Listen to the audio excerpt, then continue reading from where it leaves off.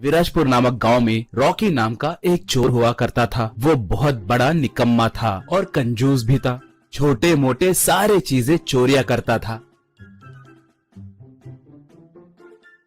जेब में 10 रुपए दिखे तो भी उन्हें चुराता था।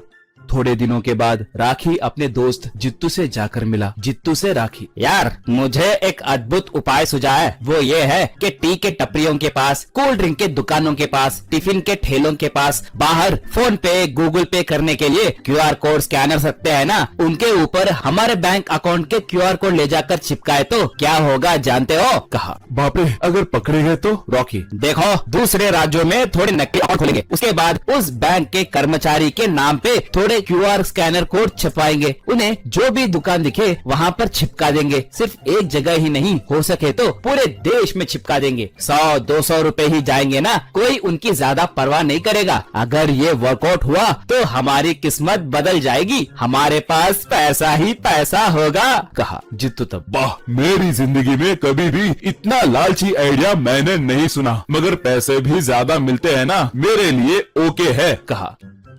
बाद में वो दोनों थोड़े नकली प्रूफ रखकर बैंक अकाउंट खोले। उसके बाद उन नकली अकाउंट के नाम पे सैकड़ों क्यूआर कोड स्कैनर प्रिंट करवाकर रात के समय घूमते हुए उन क्यूआर कोड स्टिकर्स को सारे जगह चिपकाने लगे।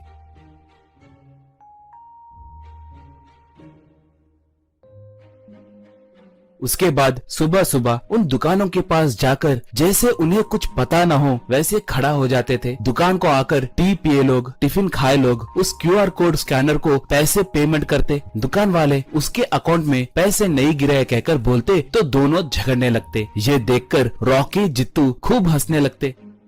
ऐसे वो लोग रात के समय दूसरे शहरों को भी जाकर वो क्यूआर कोड स्टिकर्स चिपकाने लगे। इससे उन्हें बहुत पैसे मिलने लगे। वो लोग खूब अय्याशी करने लगे। ऐसे उनकी जिंदगी भी बदल गई। वो दोनों अब कारों में घूमने लगे।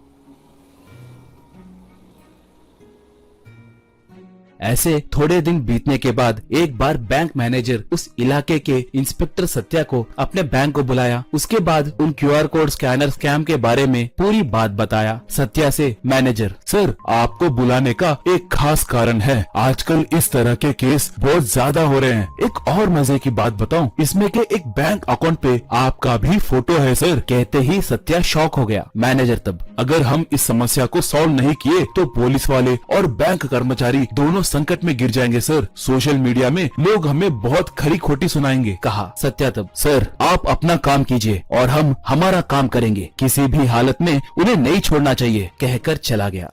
उसके बाद सत्या उसके पहचानत के साइबर टीम एक्सपर्ट से मिलकर उनसे पूरी बात बताया। तब वो एक्सपर्ट, सर ये सब स्कैनर्स का काम है। वो एक बार ही बैंक को जाते हैं, सारे नकली प्रूफ रखते हैं, उन्हें पकड़ना मुश्किल है सर। अगर रूल को फॉलो करके इन्वेस्टिगेशन करना हो तो बहुत मुश्किल होगा सर। कहा। अब सत्या विवश होकर वहाँ से आ गया। उस दिन अपने असिस्टेंट मंजू के मोबाइल फोन को लेकर जित्तू वालों को फोन पे ऐप से, मैंने आपका हुनर देखा है, बहुत अद्भुत है, हमारे पास करोड़ों रुपए कमाने का एक आइडिया है, अगर हम एक बार मिले तो हम इस पूरे देश के अमीर आदमी बन सकते हैं कहकर एक मैसेज किया। उसके बाद एक लड़की की तस्वीर का लिंक भेजा, मोबाइल नंबर भी भेजा।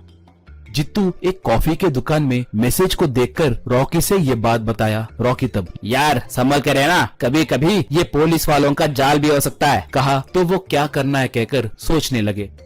उसके बाद सत्या से असिस्टेंट मंजू, आप भी ना सर, वो बहुत शातिर चोर होंगी सर, सिर्फ एक मैसेज को रिएक्ट होंगे क्या? बोली। सत्या तब, देखो मंजू, लालच के हदें पार करे तो ही कोई ऐसे बेकार 100-200 रुपयों का काम करता है। इसने किया तो ये जरूर साधारण इंसान तो नहीं होगा, इसलिए मैंने तुम्हारा तस्वीर भेजा। अगर वो लाल टपकने वाला हो तो कम से कम लड़की के फोटो को देखकर तो भी हमसे बात करेगा। उतना ही नहीं, कल कॉफी के दुकान में तुम्हें ही उसे पकड़ना है। यूँ कहने लगा तो राखी के मोबाइल में से एक मैसेज रिप्लाई आया। उस मैसेज को देखकर सत्या, ये देखो बकरा फंस गया, कॉफी शॉप को नहीं इस गांव के बाहर मौजूद आम के बगीचे में मिलेगा कह रहा है, चलेंगे क्या? कहा। मंजू मुस्कुराई।